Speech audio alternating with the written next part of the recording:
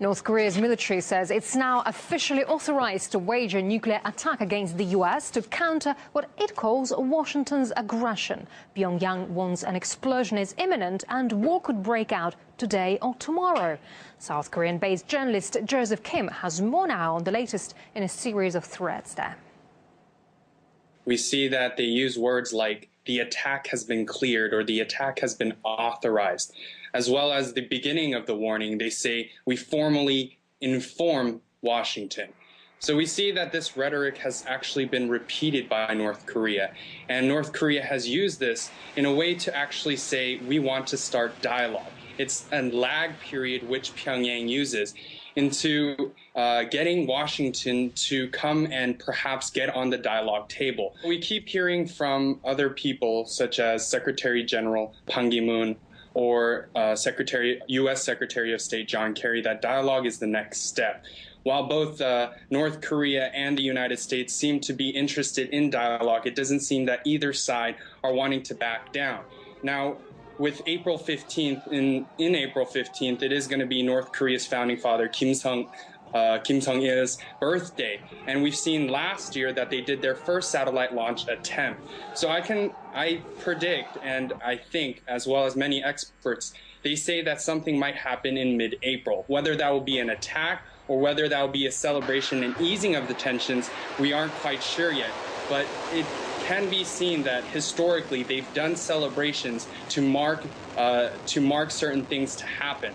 Whether it was the anniversary of Kim Jong-il's death, that was the third nuclear test. So we can see that something will probably happen in the next week or so. So Pyongyang's latest warning came after the Pentagon announced the deployment of a missile defense system in Guam to prepare against a possible attack. But while any assault is deemed highly unlikely in the U.S., many are questioning whether Washington's actions are proportionate to North Korea's war rhetoric. RT's Gania Chichikan now explains.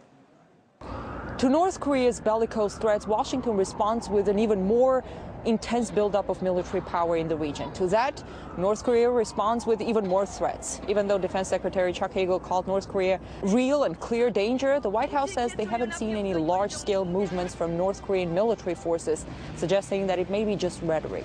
But while North Korea talks, Washington acts. Apart from F-22 fighter jets and other bombers that it sent to the region for the ongoing military exercises with South Korea, the Pentagon is now deploying an advanced missile defense system to Guam. Guam hosts a major U.S. military base in Asia. The North Korean army has announced that it has the final approval for a nuclear attack on the U.S. As they tell us, North Korean rockets can't really reach the U.S. mainland, but they can potentially attack U.S. bases in the region.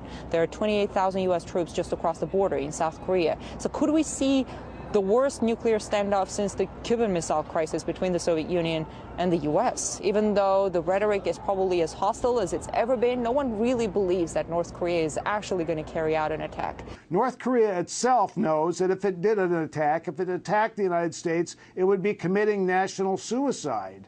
The United States would retaliate in a tremendous fashion. North Korea does not want to commit suicide. I believe North Korea is doing all this so it can get to a point to actually negotiate some kind of peace agreement with the United States. In the U.S. media, too, you have all pundits basically saying the same thing, that North Korea is not going to strike because they know it's a suicide, that they want to reach some kind of a deal with Washington, but they're not going to get it. You have former officials, experts all saying that. But with all this war talk from North Korea and with U.S. military buildup in the region, some say all it may take is for one of the sides to snap or some kind of a mistake before everything spirals out of control. In Washington, I'm Ganesh Chekhan.